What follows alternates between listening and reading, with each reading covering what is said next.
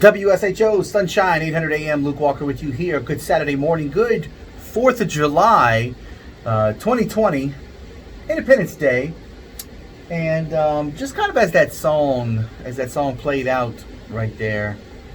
If you turn on your television today, you might believe that we are more divided than ever. You might get the idea, if you're on social media, that things have never been more divided than they are right now. There is evidence, there is data that can be looked at, that can be studied, real, empirical, evidentiary proof. More than anecdotes, more than stories, more than supernatural feelings, more than all of those things. There's ways for us to know the truth about what's really going on right now. And it really comes down to having access to information. Really, where to go to get information. Knowing the agenda that could lurk behind the information that you're looking to. So there is definitely a lot of ways for you to try and find information on what's really going on and what's really happening within our world and within our society. I recently found an amazing book that I think has a lot of explanatory power for what we see right now. And about 13 years ago, I discovered a book by Larry Elder, and this was right before the election of President Barack Obama. Right before the election of President Barack Obama, I just assumed that we were going to do an amazing thing as a country. We were going to elect our first black president, and in doing so, we were going to be unable, we being conservatives, we're going to be unable to oppose any decision that he made as the President of the United States without being called a racist before even an argument could be made against that policy. And I remember thinking that this was a dangerous position to be in, because this guy, for all intents and purposes, going into the White House, had a far more radical past, a more radical background, a more radical upbringing than really any of us had seen up to this point in our nation's history. I don't think we'd ever, before the election of President Barack Obama, I don't think we'd ever come close to electing a radical. You could maybe make the argument for Bill Clinton, but even that kind of falls apart really quickly when you see how pro-business, how capitalistic he was, when you see how he had a lot of Southern conservatism to him. You could make the case and make the argument, of course, for his wife Hillary, and we saw how that moving forward would play out. But we didn't elect Hillary Clinton. But we knew that Barack Obama sat on the board with Bill Ayers, who was a part of the Weather Underground, which we are seeing weathermen-like activities today all over the country. Just hear my comparisons, and here, this is sort of the genesis of how we got here. This goes all the way back to 13 years ago, almost, yeah, 13 years ago. President Barack Obama take a look at some of his mentors. We know that he was mentored by Derek Bell in Harvard. Derek Bell is the creator of critical race theory. Critical race theory is not really a theory as much as it is a worldview. Critical race theory teaches to see everything through the lens of race, to problematize and racialize every interaction with every human being, every relationship, every transaction, every dealing, every slight, every disagreement, every political opposition. Everything is to be seen through a racial lens, and that's what is meant today by white supremacy, institutional and systemic racism. It doesn't mean what the average person hearing those words actually mean. So you have Derek Bell at Harvard, who is mentoring President Obama on critical race theory. You also have President Barack Obama, who's working for ACORN,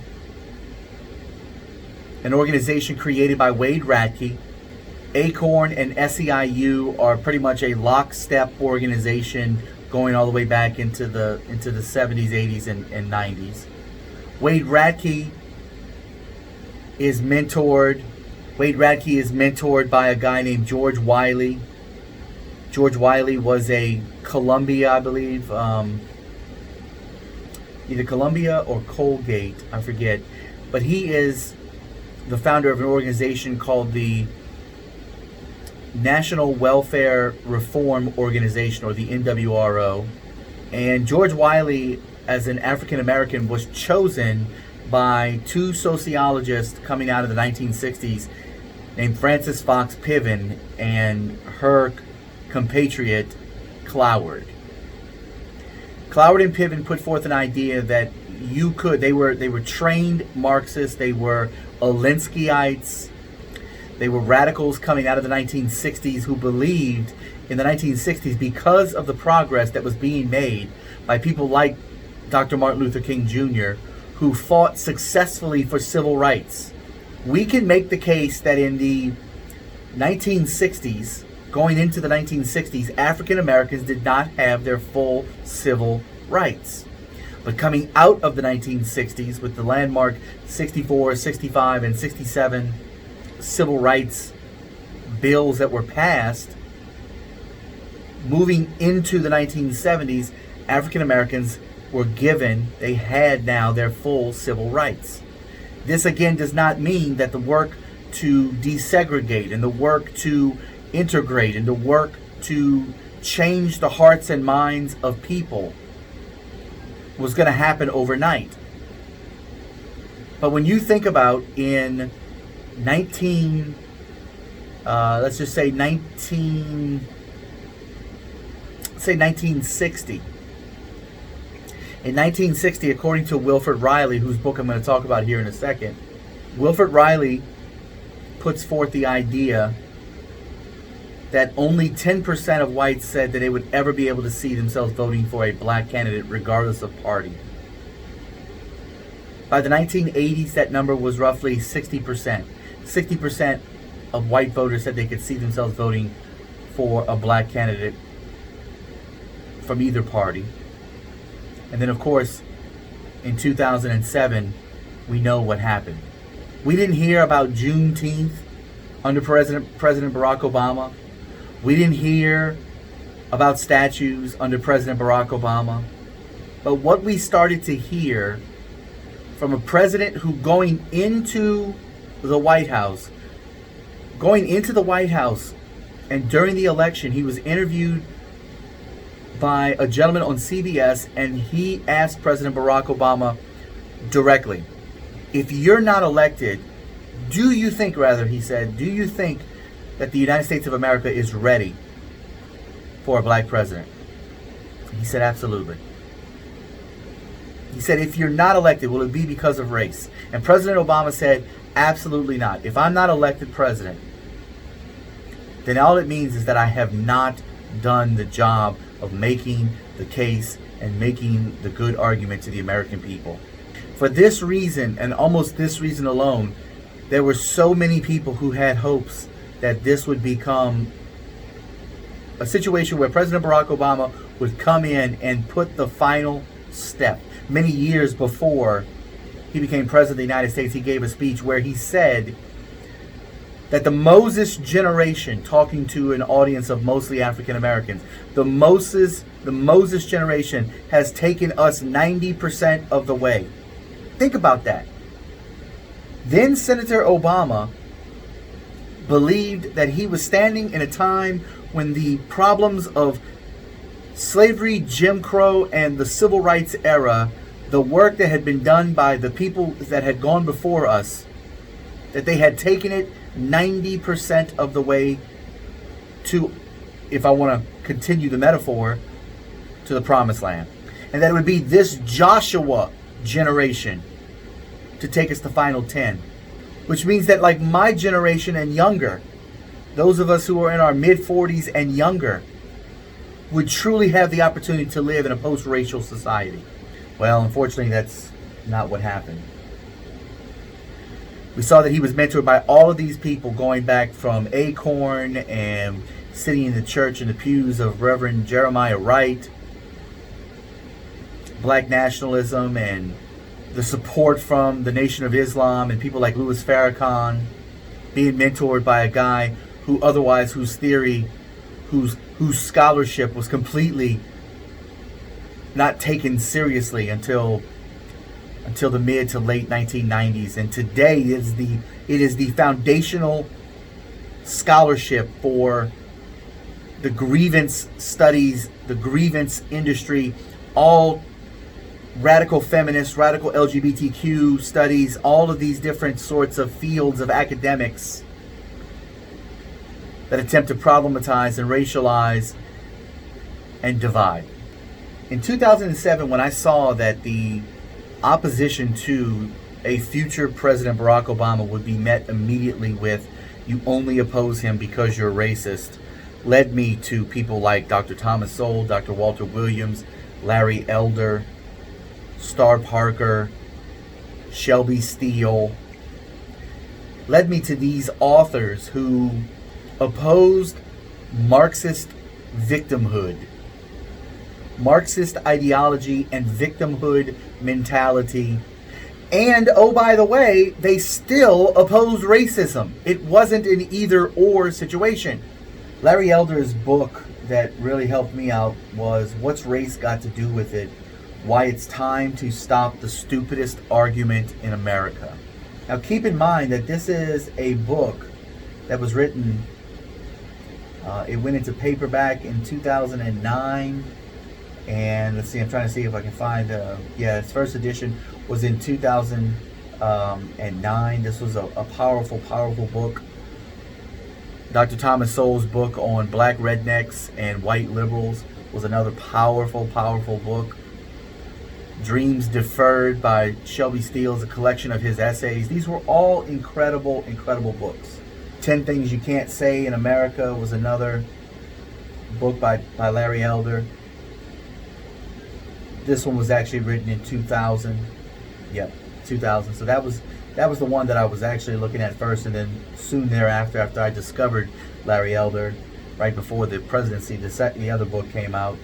But this book now that I'm looking at, and I have in front of me right now, and I want to talk about over the course of the next 30 minutes or so, before we get into our Bible study shows, and I want to pull this up because I want to make sure that I get to this correctly, because I want you to know who Wilford Riley is. If you get a chance to follow, or if you're on Twitter, on social media, this is a great follow. Wilford Riley is an associate professor of political science at Kentucky State University. And the first book that I came upon of his was a book called Hate, Crime, Hoax, where he basically just dismantled the idea. Like, what could be a more anecdotal and a more powerful explanation to try and determine whether or not the United States of America, as we sit today, is as racist a place as the hucksters and grifters in our society dealing and trafficking the ideas of racism and inequities and inequalities and disparities on account of racism, what better way than to fake a racist hate crime? And he's been able to put together a database of around 400 plus reported, investigated, alleged hate crimes that ended up not being a hate crime at all. They ended up being the complete opposite of a hate crime. They weren't even crimes, they were fake crimes. They were people who were reporting that a hate crime had been perpetrated against them, only to find out that nothing of the sort had happened, and the circumstances around which the crime that they were alleging had happened had been conducted and set up, organized, planned, and carried out by the very people claiming to be the victim of the crime. If you want a book that can point to fake crime after fake crime after fake crime, and of course we know the big ones. The most recent one being, is not in the book, but the most recent one being the Bubba Wallace thing in NASCAR, and supposedly somebody putting a noose in his garage at Talladega. Prior to that is Jesse Smollett, the African American homosexual actor on the smash hit show on Fox, Empire. It wasn't. We live in a time where it's not good enough for a black man to be an incredibly famous actor and make a ton of money and be famous because you're on television and you're a part of a cultural smash hit. That's not enough fame for you today. You actually needed to go out and fake a racial hate crime. That actually gets you more fame today from the people you desire it from than actually being on television. We know about the case at Drake University. Also, one of the older ones is the Duke Lacrosse. Like, all of these he goes through in this book. So, of course, after coming across his work on hate crime hoax, I also saw that a newer book he had written that had come out in late January, or basically the 1st of February of this year, was a book called Taboo, 10 Facts You Can't Talk About. He's currently working on an upcoming project called Alt Wrongs, the American Case Against Racial Nationalism. So this is a black scholar and professor who is just really interested in truth and trying to get rid of the narrative that we see going around today. A couple of facts, and we'll just go through some of the titles of the chapters, because the chapters deal in 10 or 12, I think he doubles up on some of the chapters, but at least 10 taboo obvious facts. And he backs it up with empirical research. He's also sketching out a book looking at the transgender, gender fluid, and otherkin communities and the idea of flexible identity. Riley has published pieces in Academic Questions, Commentary, Quillette, and a number of other journals and magazines. His research interests include international relations and the prevention of war, contemporary American race relations, and the use of modern quantitative methods to test sacred cow theories, such as the existence of widespread white privilege. Riley has been described by himself as the greatest mind of a generation.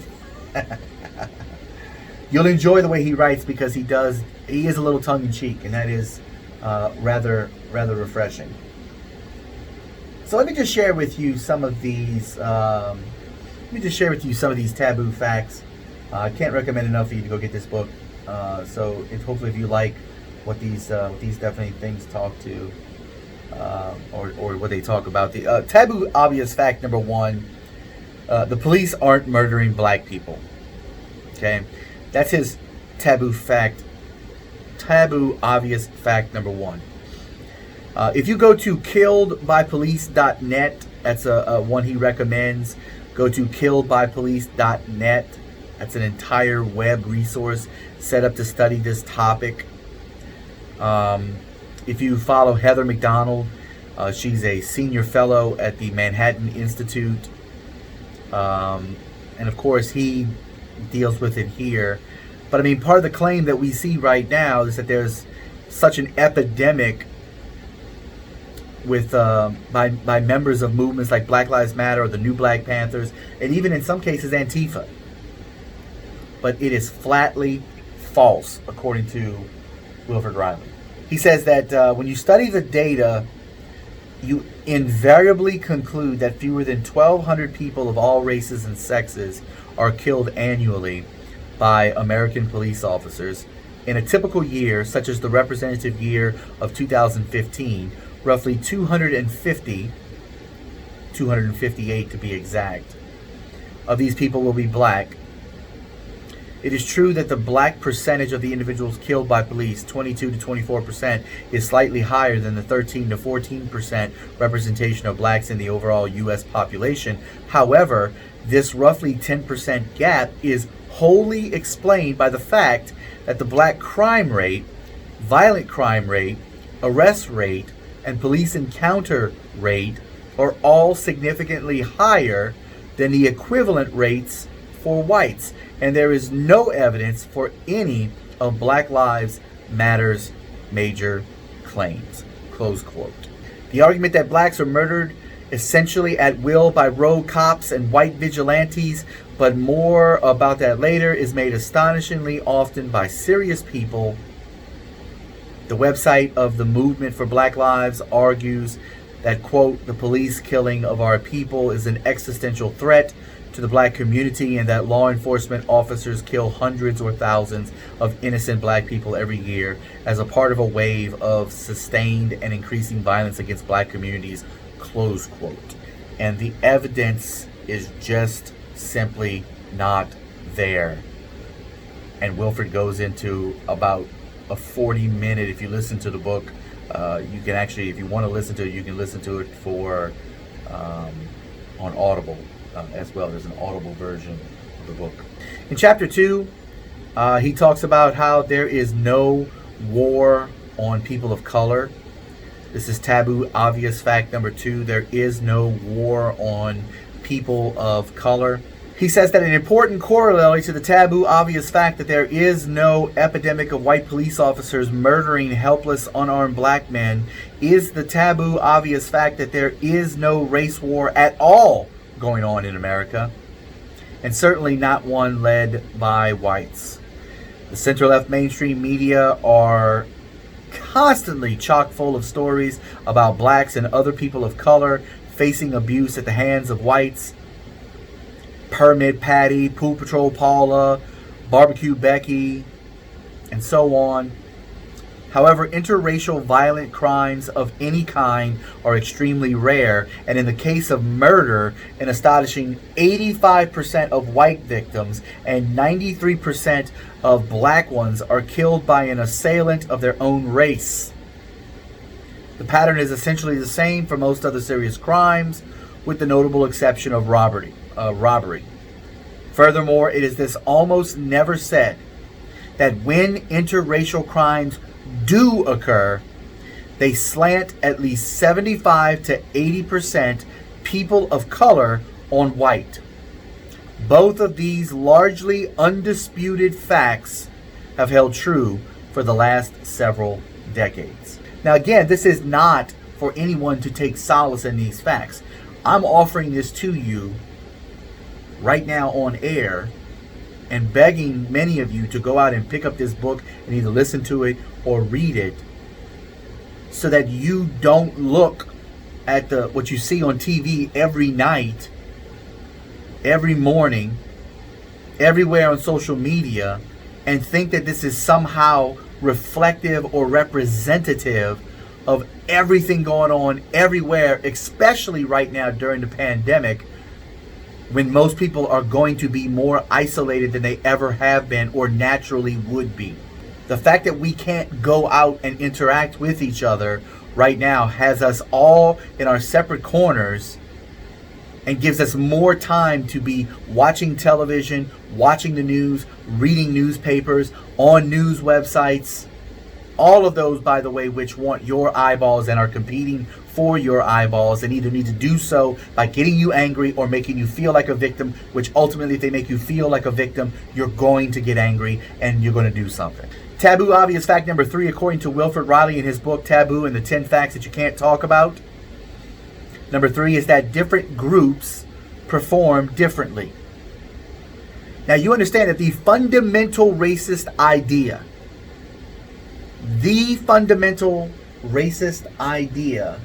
is that group differences are greater than individual differences.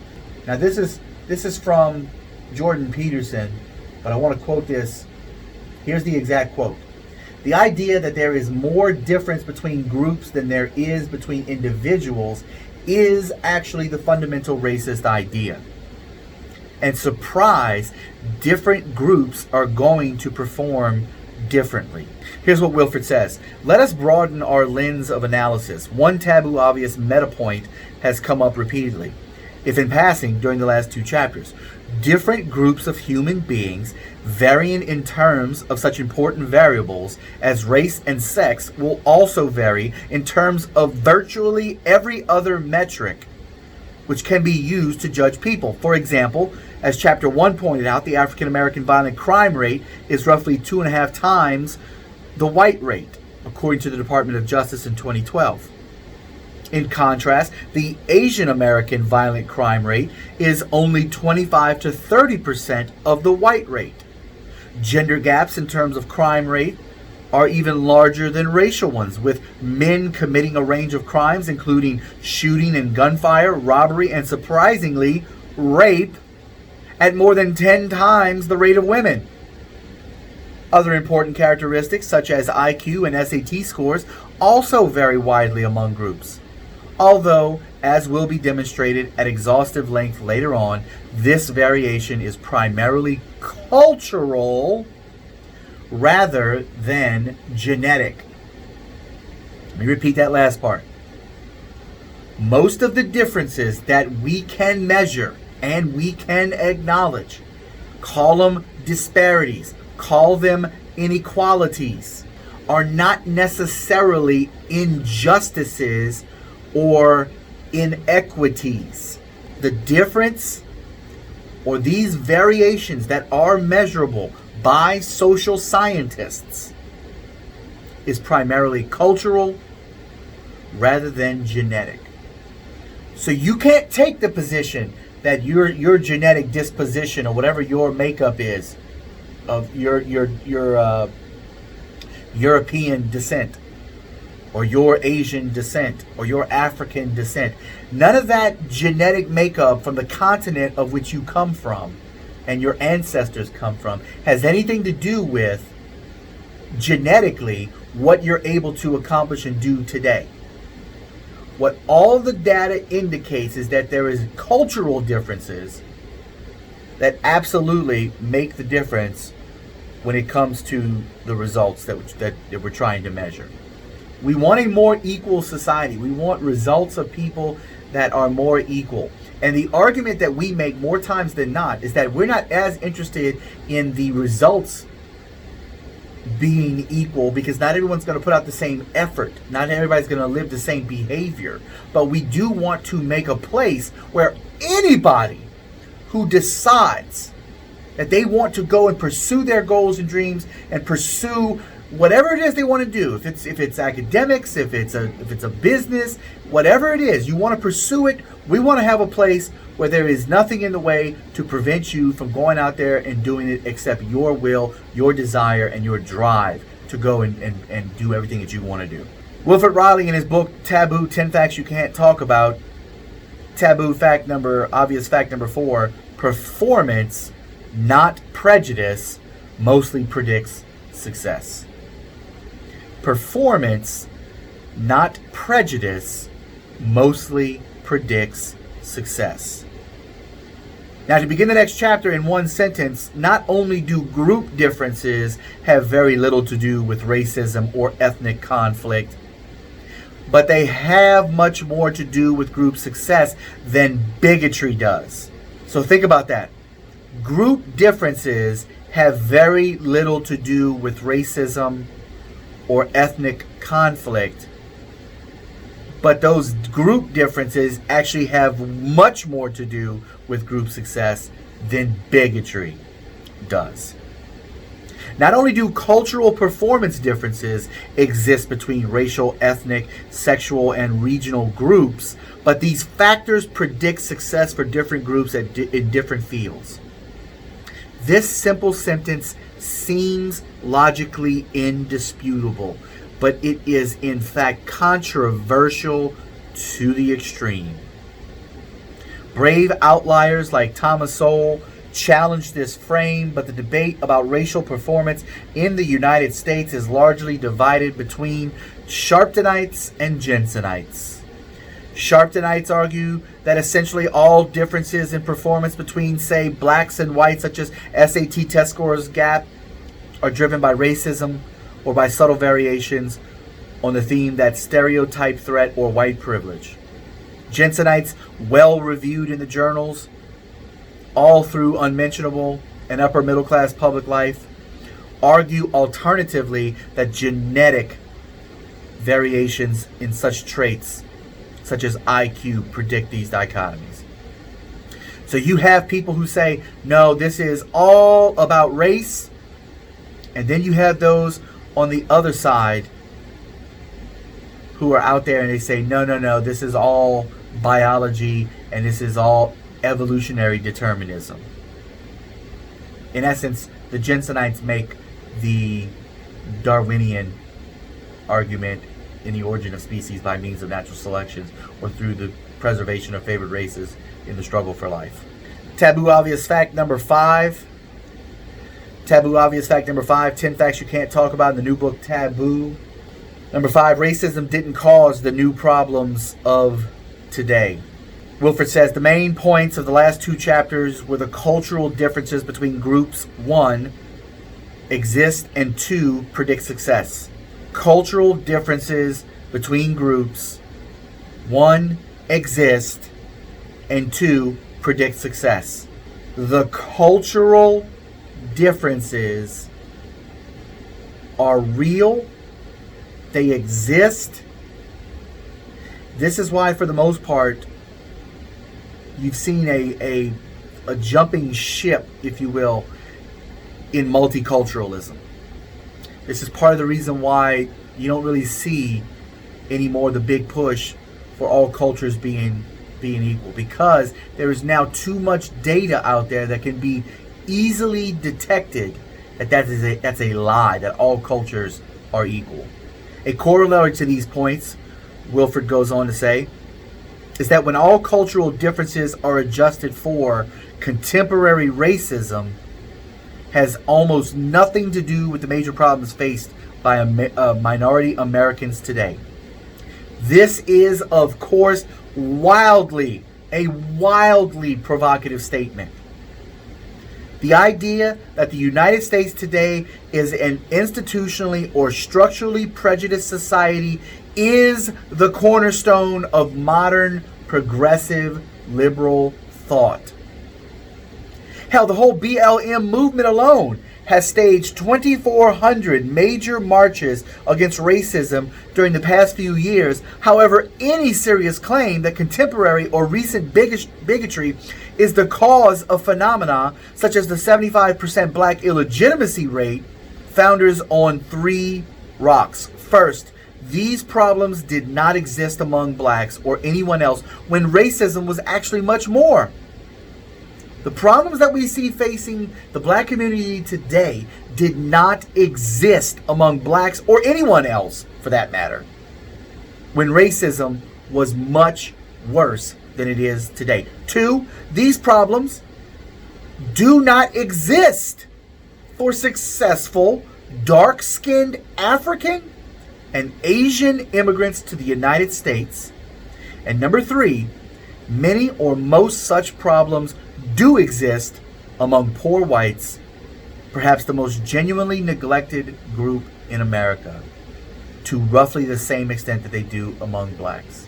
So think about that there. If anyone wants to point out and make the entire argument for disparity and inequality based on race, you can point out three things very easily that completely demolish that suggestion. Number one, what the black community is facing today, they did not face when racism was unarguably worse. Number two, that for successful dark-skinned immigrants from Africa and Asia, and including the West Indies, to the United States, these problems don't exist in their communities. And among the poorest whites, like of Appalachia, these things are almost identical to what we see amongst the poorest blacks in the United States. I'm telling you guys, you got to go out and get this book. If you're just tuning in, I'm going through a new book by Wilfred Riley, professor of political science at Eastern Kentucky State. The name of the book is Taboo, 10 Facts You Can't Talk About. Taboo obvious fact number 6, according to Wilfred Riley, anyone can be racist, and racist has real meaning. After spending a chapter arguing empirically that racism is not the primary cause of contemporary problems for minorities, it is worth taking a look at what racism actually is. In recent years, liberal debaters have spent a great deal of time arguing straight-facedly that almost anything can be racist.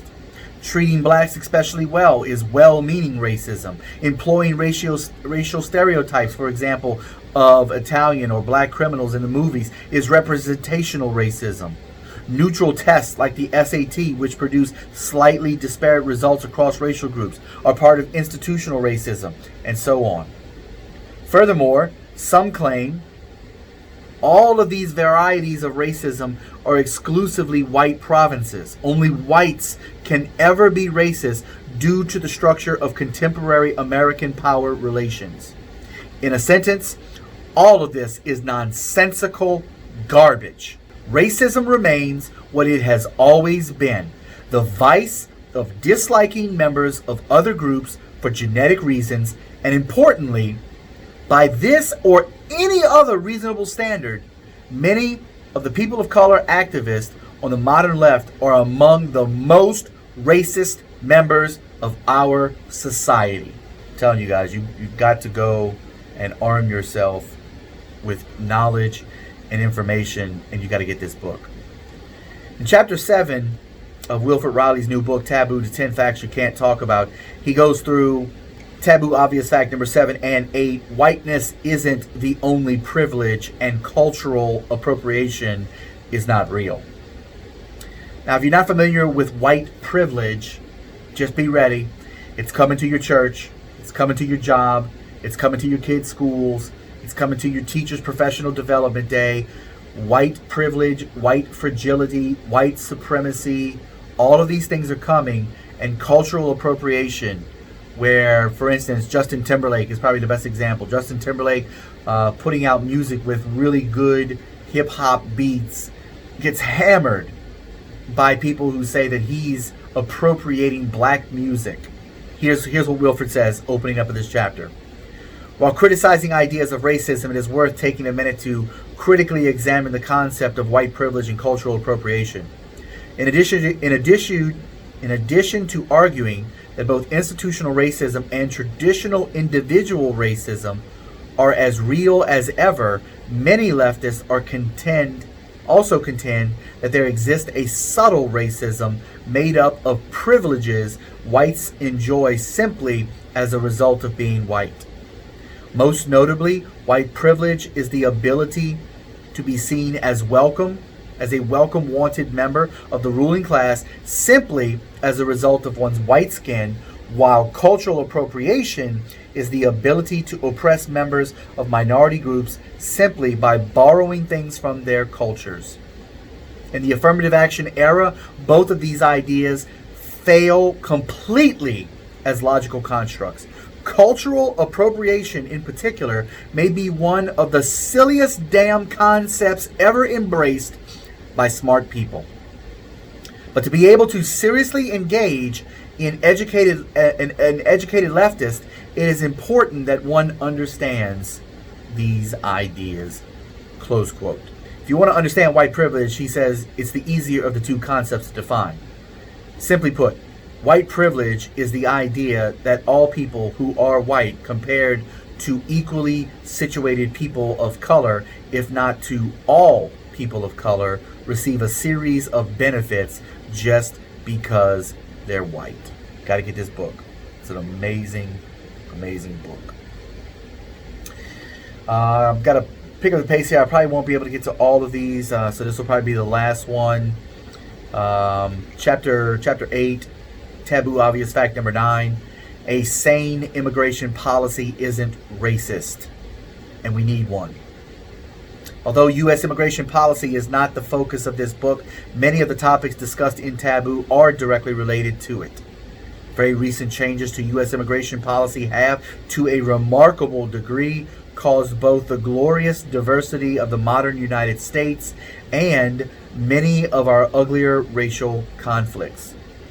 To an extent rarely, if ever, before seen in the recent history of of nations, the United States of America completely revamped national immigration policy during the social revolution of the 1960s. And while I strongly support maintaining a basically anti-racist and welcoming policy of American legal immigration, some analysis and improvement of the current U.S. system would be very advisable. Of course! Listen, very few people, I don't know anybody personally, so I'm assuming they exist, so I'll assume the worst in our society. I would imagine there are some people who are agitated by the idea of people immigrating here from other countries. I don't know anybody like that. The only people that I ever hear talk about not wanting a particular type of immigration or a geographic area of immigration is as it pertains to illegal immigration. We just don't want people, poor people, sneaking into the country, and then most of us don't want those people then taken advantage of because they have no national identity within the country. You're here illegally. People can take advantage of you. We want people who want to be here. We want as many people who listen, this is part of America's greatness here on Independence Day. This is part of America's greatness. The fact that people want to come here, and the people who genuinely want to come here generally come here because they want a better life. They want more opportunity than where they have as their nation of origin. They want more financial opportunity, more educational opportunity. They want more safety, more security for their family. They want more opportunities for their children and their children's children. That's usually the case. Nobody comes here thinking they're going to become a kingpin or a mafia boss or a mob gangster. Although those people come here and do those things, the mass majority of people are coming to the United States, and especially the ones who are in line waiting years upon years and paying tens of thousands of dollars to immigrate here legally. Anyway, he goes on to some other things. That's only chapter 8 in the book itself. Okay, well, let me just tell you chapter 9 real quick. It's the last chapter of the book. Taboo Obvious Fact number 10, the alt-right has nothing to offer. We don't have to run to the alt-right to find ways to combat this. This book can allow you to stay right where you are, to continue to live where you are, to not change your language, to not change your behaviors and activities. If you are racist, you need to change. You need to stop being racist. You need to repent from your racist beliefs. You need to change. But if you are not racist, you don't need to start becoming anti-racist. Because that is a new secular religion. That is a new gospel. That is not the gospel of Jesus Christ. Don't get involved in the new anti-racist movement.